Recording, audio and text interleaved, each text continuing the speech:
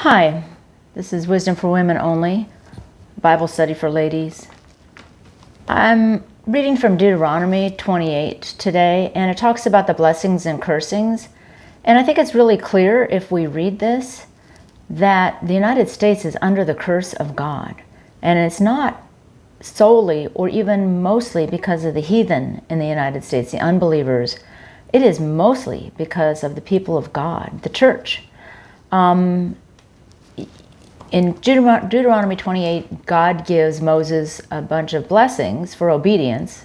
That's the first 14 verses of Deuteronomy 28. And cursings for disobedience. That's in verses 15 through 63. So I think we can tell how seriously God takes sin and disobedience. People don't realize that we need to obey God. He has a bunch of commandments in the New Testament that tell us how basically to love God with all of our hearts and to love our neighbors as ourselves and to do right by others, especially as wives, by our husbands and children, and to be selfless, to deny self. And if we don't, there are curses for disobedience. So he says here, "It shall come to pass, if you will not hearken unto the voice of the Lord your God, to observe and do all his commandments and statutes which I command thee this day, that all these curses will come upon thee and overtake thee. You will be cursed in the city and cursed in the field." Well, our cities are definitely cursed. We see all the crime and degradation and destruction and dissipation. And in the field, we're seeing a lot of things happening in our farmlands. They're being bought by foreigners. We have pestilences. We're using all sorts of unnatural fertilizers that are probably poisonous and toxic to our bodies, and we're eating that food. We're seeing problems with the crops, droughts, floods, mudslides. "Cursed will you be in thy basket and thy store," and that has to do with our food supply. We're seeing our food supply being severely affected.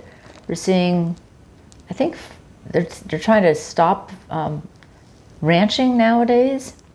"Cursed shall be the fruit of your body, and the fruit of thy land, and the increase of thy cattle, and flocks of your sheep."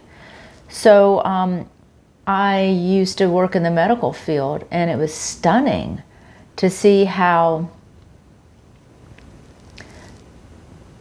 bad some pregnancies can turn out. It's just almost a mysterious thing. You would think most babies would be born healthy. And I think that, and I'm not saying that God is cursing those babies or those mothers or those fathers, but I think the curse is just in the land and that we're all subject to it. COVID-19 happened in 2020 and pretty much everybody was susceptible to it. Whether we're following God or not. It's just like the first 3 plagues that God sent on Egypt when Moses came to take Israel out of captivity. The Israelites were subject to them too. "Cursed will you be when you come in and when you go out." I think that means travel. We see a lot of problems, car accidents and, well, God forbid, plane crashes, train derailments, that sort of thing.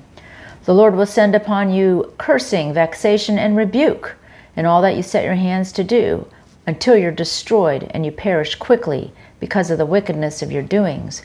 When we have wives in the United States who say they are Christians and say they believe the Bible, but really, I guess they're not reading it. I don't know. I can't understand why a woman who is a wife would be disrespectful, disobedient to her husband, and not in subjection to him. That's what the Bible commands. Feminism has poisoned our thinking. And I think that we better think about repenting, because otherwise God considers us having wickedness in our doings. "The Lord will make the pestilence cleave unto you until he has consumed thee from off the land." We're seeing that. We're seeing lots of diseases. The average longevity age nowadays in the United States is dropping for the first time in probably decades. More on this in the next video.